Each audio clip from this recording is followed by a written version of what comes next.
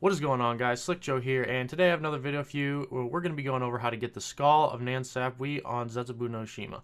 Now, the skull is a pretty good weapon to have. It's like kind of like your side weapon, like you have the sword in Shadows of Evil or the Annihilator in the Giant. It's a specialist weapon like that, so you have a limited amount of time to use it, and then killing zombies kind of charges it back up so you can use it again. And it's actually a really important weapon to get in this map, so with that being said, let's get on into the video. Now, to get the skull, it's kind of a lengthy process and kind of resembles the rituals you kind of do in Shadows of Evil a little bit. And there's this altar you'll find. There'll be 4 skulls on each side, each with a corresponding symbol. And then there's 4 kind of statue monuments around the map that also have the same 4 symbols on them. Each one of these altars is going to have a different symbol every time. They're always going to be in the same spot, but the altar symbol will change each game. So you can't really memorize which one to go to first or anything, but if you just go check which one to go to, and then you can go get the corresponding skull that goes with that, you'll be able to figure it out. So what you're going to do is, I would go check the first statue you want to go to. It doesn't matter the order you go in. The order I go in is what I found to be the easiest, but it's up to you kind of what order you go in. So go check the monument, see what symbol it has on it, and then go over to the altar and find that skull with that corresponding symbol. Pick up the skull, and then you're going to take it to the statue, and once you get there, you're going to place it down. So once you place it down, then it's going to light up and do kind of a little ritual looking thing, and a bunch of green circles are going to spawn around you, and zombies with like kind of like a green gas coming out of them are going to be coming out of those circles.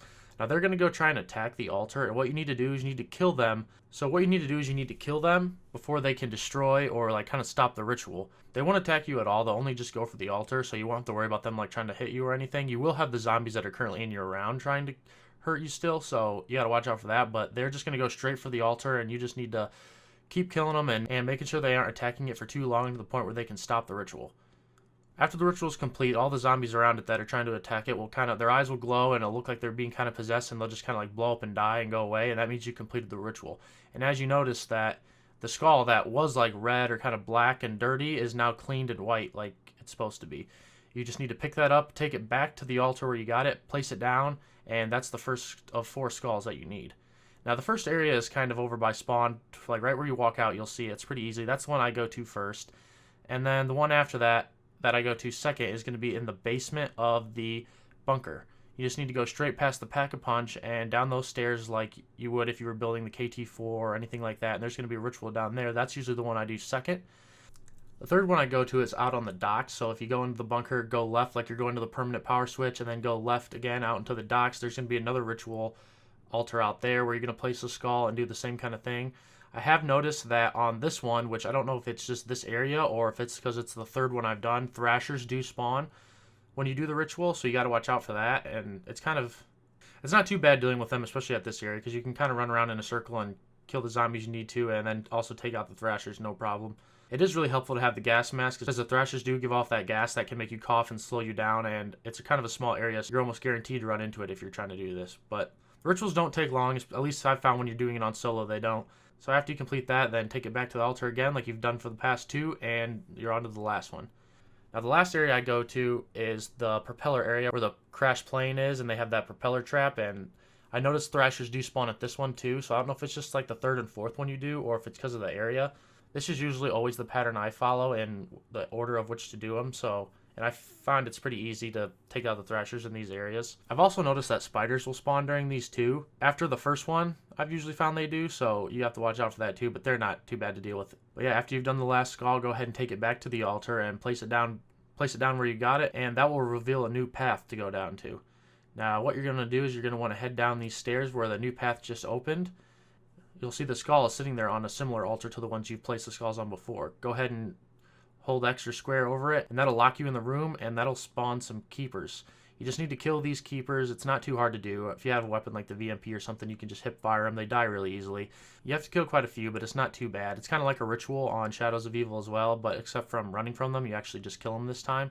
So after you kill them, then the ritual will end, and you can go ahead and pick up the skull.